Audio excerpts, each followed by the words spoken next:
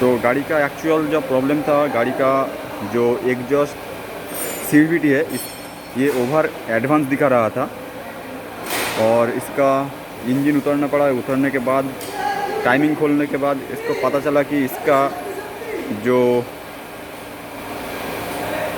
CVT freely घूम रहा है। सीवीटी का लॉक टूट चुका है, जिसके कारण से ये एग्जॉस्ट साइड का जो कैमशैफ्ट है, कैमशैफ्ट पूरी तरह से लॉक हो चुका है, नहीं घूम रहा है। और दूसरी तरफ जो इनलेट का साइड का जो कैम था, ये कैम से ही सिर्फ ये इंजन स्टार्ट हो रहा था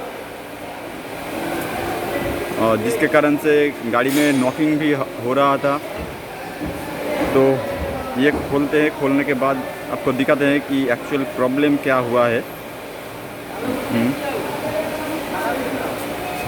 तो देखिए ये नाट भी फ्री हो चुका है अभी।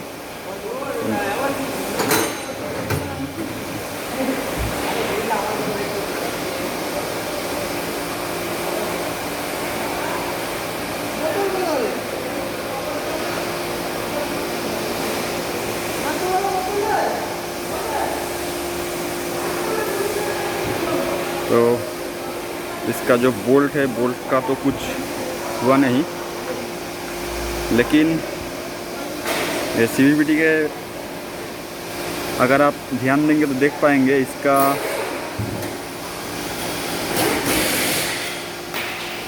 जो लॉक था यहाँ पे, ये लॉक टूट के अंदर ही रह गया।